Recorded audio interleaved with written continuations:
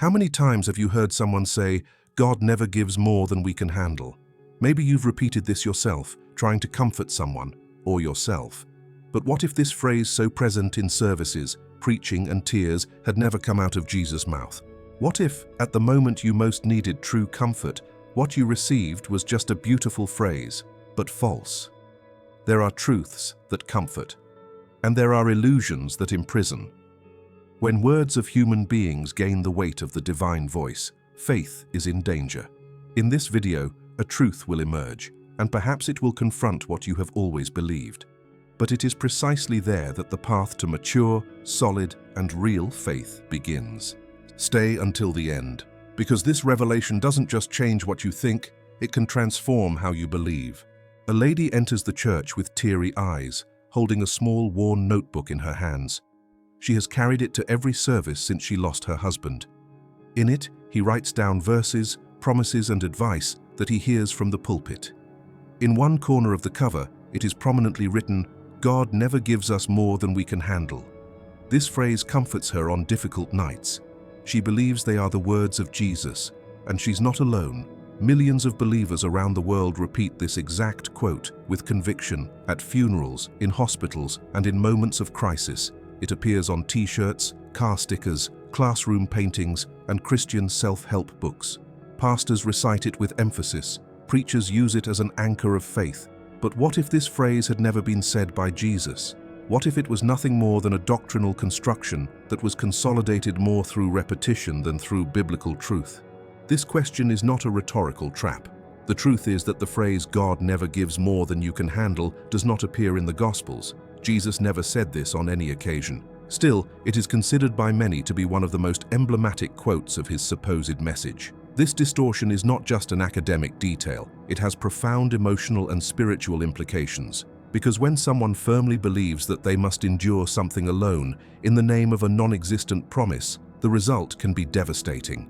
The theology of comfort loses its foundation when it is realized that the comfort offered was not built on the basis of truth. The question that accompanies us from now on is not just whether this phrase is wrong, but how it became so accepted. What historical, cultural, and religious mechanisms were responsible for transforming human ideas into sacred words? What happens when the faith of millions rests on phrases that don't stand up to honest textual analysis? And more deeply, what did Jesus really say about suffering, human limits, and facing pain? Over the centuries, the Christian tradition has accumulated not only doctrines, but also stock phrases. Some of these expressions have become so consolidated that they are no longer questioned. They are in the collective memory, in liturgies, and in hallway conversations, as if they had always been part of the biblical text. This is what happens with expressions like "hate the sin, love the sinner," or "cleanliness is a sign of holiness." None of these phrases, although they resonate with Christian values, came out of Jesus' mouth. Still, they are repeated as unquestionable truths. This phenomenon is more common than you might think. Erroneous attributions of phrases to historical figures are recurrent. Famous phrases such as "give me freedom" or "give me death" or "history is written by the victors" have often been associated with misguided authors. In the case of religious figures, however, the impact of these distortions is even more critical. Because this is not just a historical error, but spiritual foundations that shape entire lives. A word misattributed to Jesus can alter the understanding of his message, influence life decisions, justify behavior, or cause disappointment. The construction of the image of Jesus over the centuries was crossed by translations, interpretations, and cultural mediations. Each generation reads the Gospels through the glasses of its own time. As a result, elements were incorporated or reinterpreted to meet the spiritual needs of the moment. At times, Jesus was presented as a harsh judge, in others, as a revolutionary leader. There were periods when his image was softened, adapted to the emotional sensitivity of a guilt-weary public. In this adaptation, phrases that were never said began to sound more appropriate than those actually recorded. But this process is not just the responsibility of religious leaders or institutions. It also involves the collective behavior of faith communities that, by repeating certain expressions, reinforce their symbolic authority. The more a phrase is heard in spiritual contexts, the greater the chance that it will be accepted as scripture. Repetition confers legitimacy. Few stop to check if it is actually written. What matters is the comfort that the phrase offers. This is how some words gain revelation status, even when they were born in contexts very far from the Gospels. The question that arises now is not just about one sentence, it's about trust in the words that shape faith. When Jesus is believed to have said something, it takes on immense moral and spiritual weight. What he would or would not have said matters, and it matters a lot. Therefore, we need to seriously and carefully examine the path that leads certain expressions to become part of the sacred vocabulary. Only then will it be possible to distinguish tradition from cultural truth revealed. Familiarity with certain phrases can mislead us. When something is repeated often enough, especially in religious settings, it becomes treated as consolidated truth. But no tradition is born out of nowhere.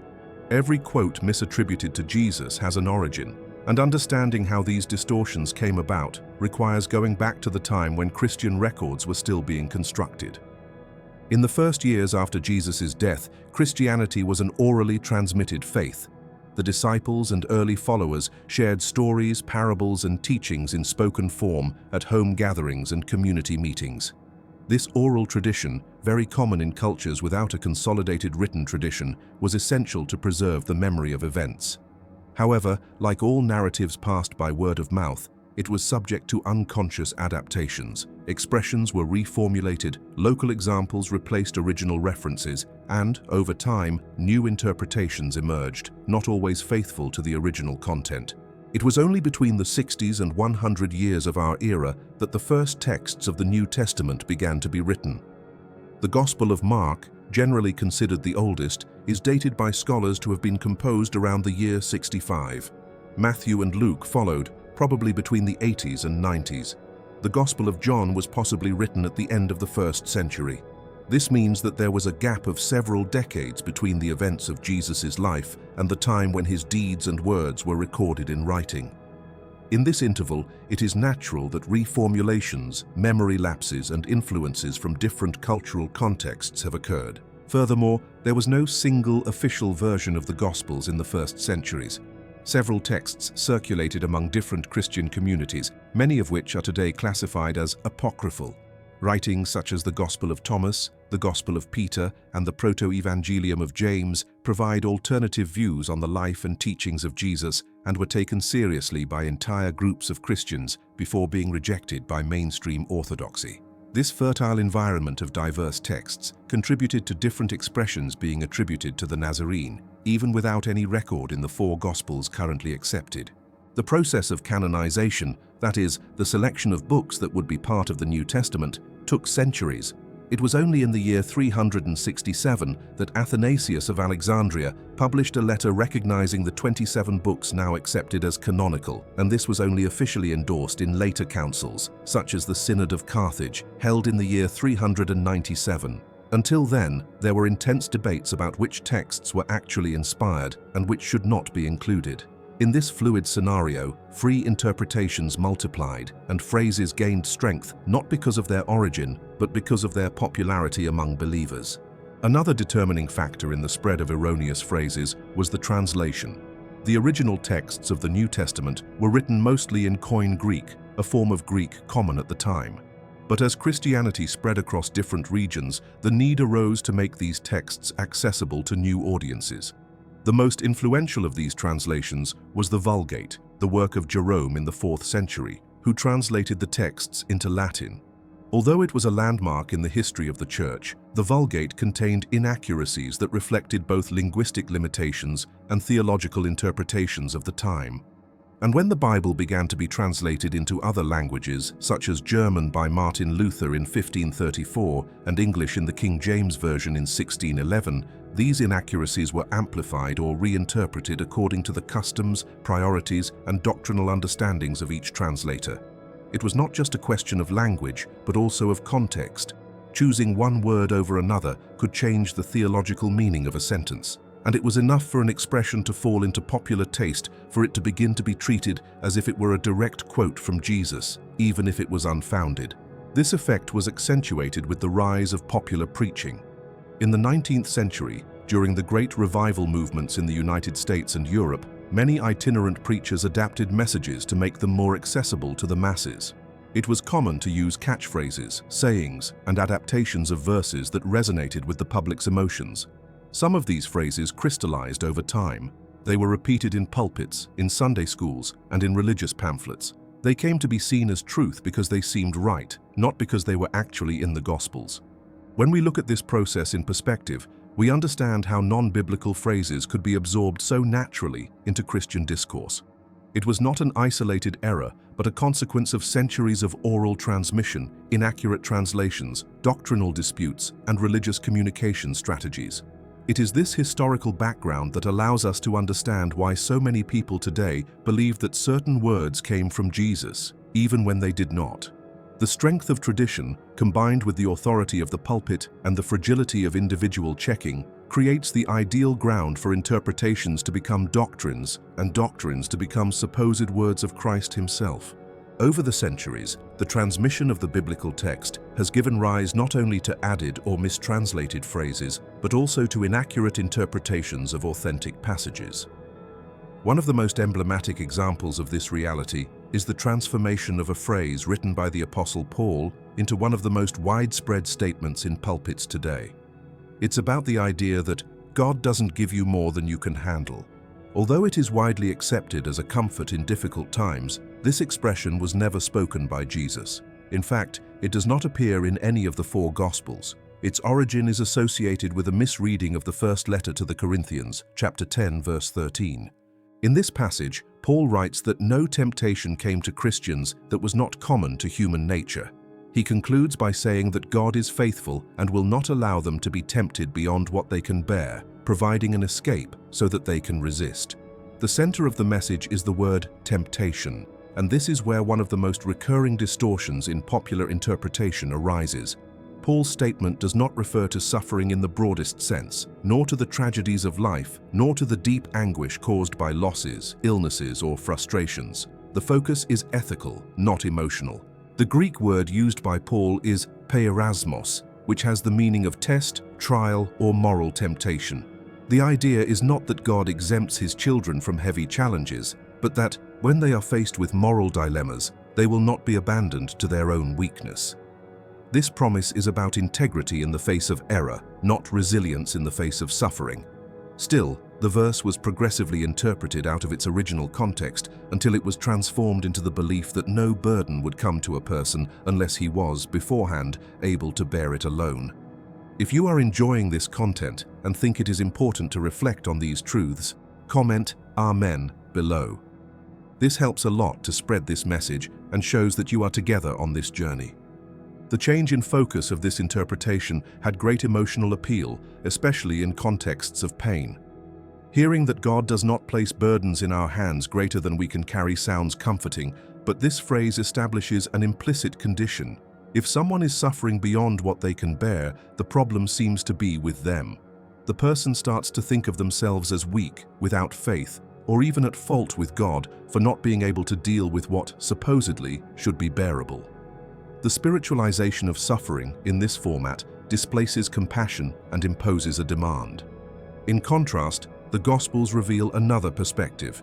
In John chapter 16, verse 33, Jesus clearly states that in this world there would be afflictions. It does not mask reality, it does not disguise the weight of existence, nor does it suggest that pain will be proportional to our resistance. On the contrary, he says that true peace would come not from the absence of tribulation, but from the knowledge that he has overcome the world. This type of statement does not reinforce self-sufficiency, but dependence on an external supportive force, which does not nullify the pain, but offers presence in the midst of it.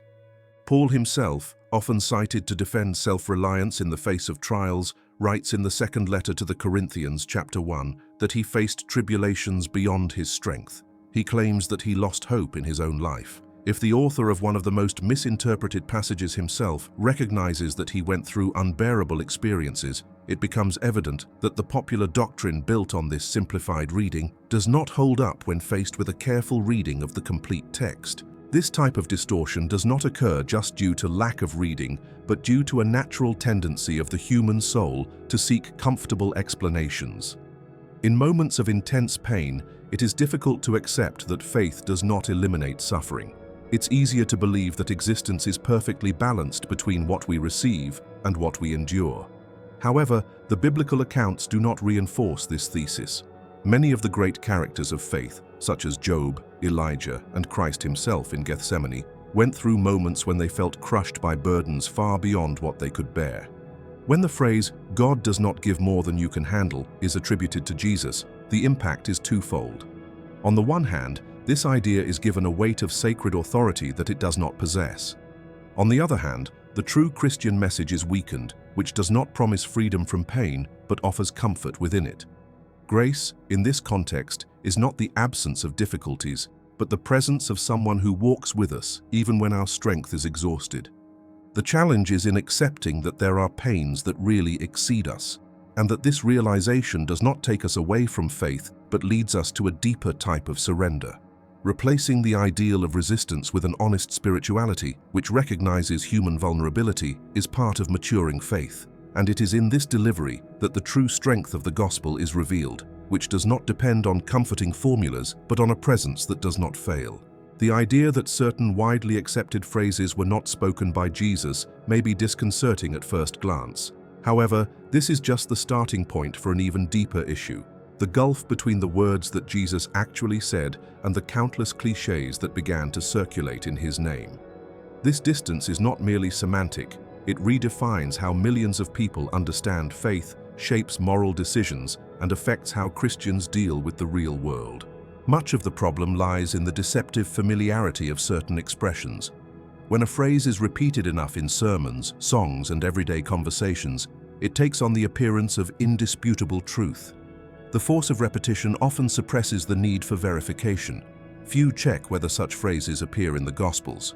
The emotional weight they carry is often enough for them to be welcomed as if they had divine origins, and in doing so, they end up replacing or softening truths that, although more demanding, were left by Jesus without filters or retouching. A classic example is the phrase, "Love the sinner, hate the sin." It is often used to justify a stance of moral tolerance with apparent Christian support. However, there is no record in the Gospels that attributes these words to Jesus. The phrase aligns, in fact, with certain ethical values defended in the New Testament, but its format is a modern construction. Some scholars associate its origin with figures such as Augustine or Gandhi, but its use in the current Christian context often serves more to signal a position than to reflect a direct teaching of Christ. Another example is the expression, "Cleanliness is next to holiness." This phrase is nowhere to be found in the Bible. Its use gained popularity from the 18th century onwards, especially in Protestant circles in England, where moral discipline was often associated with order and hygiene. Over time, this cultural association became naturalized in religious environments, as if it were a biblical principle.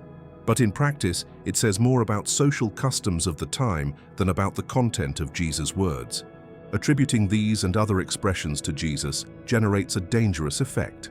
First, because it puts statements in his mouth that he never made. Second, because it removes the original and subversive content of its real words from the center of Christian discourse. What Jesus actually said is, in many cases, more demanding, more direct, and less comfortable than the comforting clichés that circulate widely. He talked about denying ourselves, about carrying the cross, and about losing our lives to find them. He challenged religious structures, confronted hypocrites, welcomed the despised, and redefined the concept of justice. This content does not easily fit into ready-made phrases or popular slogans. It is important to realize that the Gospels do not record speeches designed to please. Jesus' words often caused discomfort, scandal, and even rejection. By stating that the first would be the last, that the meek would inherit the earth, or that his followers would be persecuted, he was going against the dominant logic, both religious and political. His language was marked by an authority that did not need adornment. The parables he told did not seek to produce immediate emotional relief, but to provoke deep reflection and often deconstruct certainties. Diluting these words into simplified expressions weakens the impact of the original teaching. Phrases like, "Everything works together for good," or "God has a perfect plan," may even be based on authentic verses, but out of context, they become generic statements. They lose the density of the reality that Jesus faced when talking to specific people in specific situations. It is very different to hear Jesus telling someone in torment, "Fear not, it is I," than to turn it into a vague concept of spiritual positivity. This tendency towards simplification reveals a contemporary difficulty in dealing with the complexity of the scriptures. Jesus' message was not written to become a manual of motivational phrases. It is a radical call for the transformation of human beings.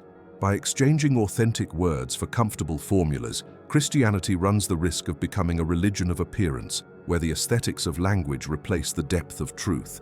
This replacement has concrete effects on the practice of faith.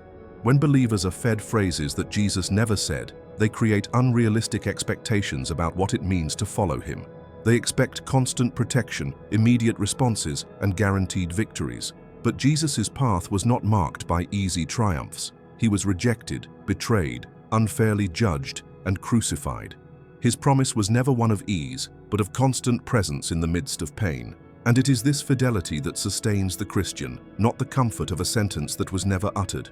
Recovering the real words of Jesus requires a willingness to listen to what you may not like. It requires careful reading, commitment to the context, and courage to abandon ideas that always seemed right but were never there.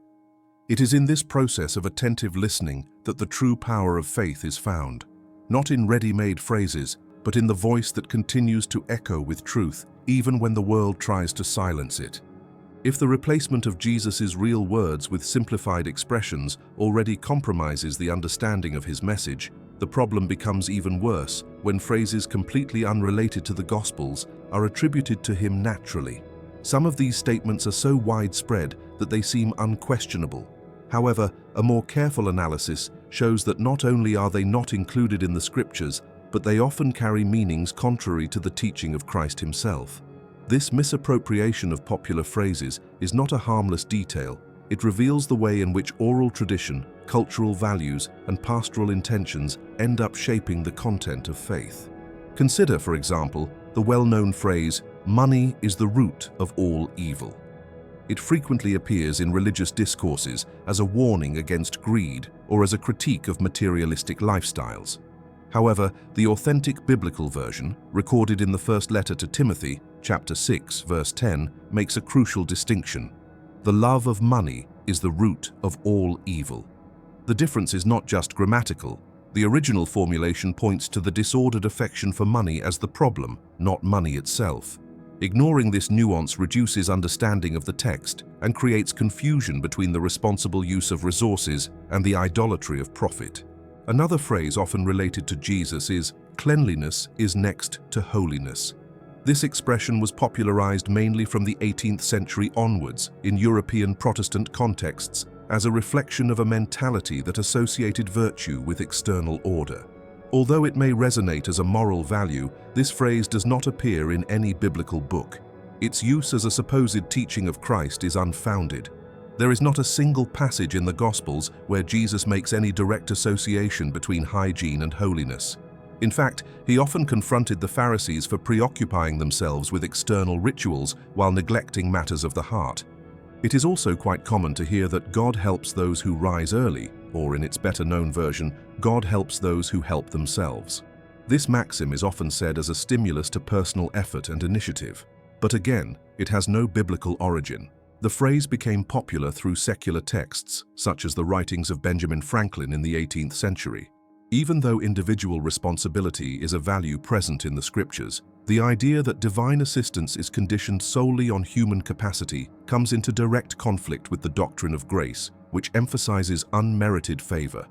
Another example is the idea that God has a perfect plan for your life. Although the concept that God directs and sustains the course of existence is present in several biblical passages, this exact formulation was never said by Jesus. And when used absolutely, it can generate false expectations about a path without stumbling blocks, as if the divine will always manifest itself in order, prosperity, or visible success. This simplified reading ignores the countless biblical accounts in which faithful characters faced loss, persecution, or death, even though they were within God's purpose. There is also another phrase, apparently harmless, that says, "Hate the sin, but love the sinner." Widely used to indicate a balanced stance towards the conduct of others, it is also mistakenly attributed to Jesus. In fact, this formulation is attributed to St. Augustine in approximate form and has been reused by other religious leaders over the centuries. In the Gospels, although love of neighbor is at the center of Christ's message, he never presents this duality in popular modern terms. Jesus' treatment of people never technically separates the identity of the human being and his actions. He welcomes, confronts, and transforms, but always in a relational way and not based on formulas. The problem with these phrases is not just their questionable origin, but the way they guide the practice of faith. Every time a quote without a textual basis is presented as Jesus' teaching, there is a risk of adulterating the message. Even if the content seems harmless or even useful, what is at stake is fidelity to what was actually revealed. It is possible that some of these phrases are aligned in part with Christian values. However, the authority with which they are used, as if they were divine pronouncements, goes beyond the limits of good intention. By attributing to Jesus what he did not say, a figure shaped more by convenience than by truth is constructed, and the further this figure moves away from the reality of the Gospels, the more it stops confronting, transforming, and guiding real life. The strength of Christ's message lies in its ability to penetrate human dilemmas with authenticity, not in offering ready-made answers. Jesus did not speak in slogans, nor did he seek immediate comfort. His words span centuries because they have a density that challenges religious systems, power structures, and resistant hearts to this day. The challenge, then, is to relearn how to listen. Return to text. Rediscover in the original words a voice that is not content with repeating formulas but invites the truth.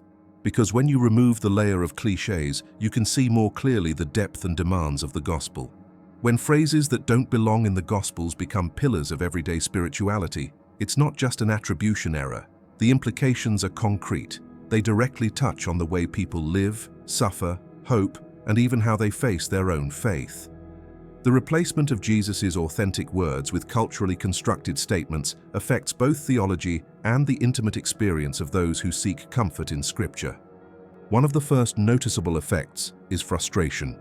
When someone goes through a crisis, faces irreparable losses, or finds themselves facing emotional exhaustion and seeks strength in phrases that promise unconditional resistance, the discouragement can be even greater. The absence of relief is interpreted as a personal failure, as if pain were a sign of weak faith. This creates an unnecessary burden on those who are already vulnerable. Instead of finding refuge in the gospel message, the person finds themselves charged with an expectation that Jesus never imposed. This type of spirituality creates what can be called performative faith, in which the believer feels the need to appear strong at all times, even when he is on the verge of collapse. Misattributed phrases become silent commandments, demanding resilience where there should be room for human fragility. Suffering is no longer experienced honestly, but is disguised by declarations of strength that do not correspond to what is experienced internally. There are also doctrinal implications. When the basis of faith is built on ideas that are not in the Scriptures, the clear reference to truth is lost. Confusion between religious tradition and biblical revelation weakens spiritual discernment. And this weakening is not just theoretical. It affects real decisions, from how a community deals with the suffering of its members to how it interprets tragic events. Without the proper filter, any emotionally pleasing statement can be treated as absolute truth, as long as it sounds spiritual enough. The most worrying thing, however, is the distance from the figure of Jesus himself. As his words are replaced by others, even if well-intentioned, the Christ of the Gospels gives way to a symbolic construction shaped to please. This softened image may even momentarily comfort, but it does not confront, transform, or liberate. The power of the original message lies in its ability to expose what is hidden, heal what is hurt, and illuminate what has been distorted. When it moves away from this, faith runs the risk of becoming a caricature of what it should be. Trusting the real words of Jesus is an act of courage. It requires giving up ready-made formulas, admitting one's vulnerability, and allowing the truth to speak deeply. The integrity of faith is not in the number of phrases that comfort, but in fidelity to what was, in fact, revealed. And it is precisely in this return to the essential that the path to a more honest, more human, and paradoxically, more divine spirituality lies. If you enjoyed the content and want to support our work so we can continue to bring you more research and in-depth analysis, please consider making a donation of any amount. This contribution directly helps the channel grow and produce even richer materials. Thank you very much for your support.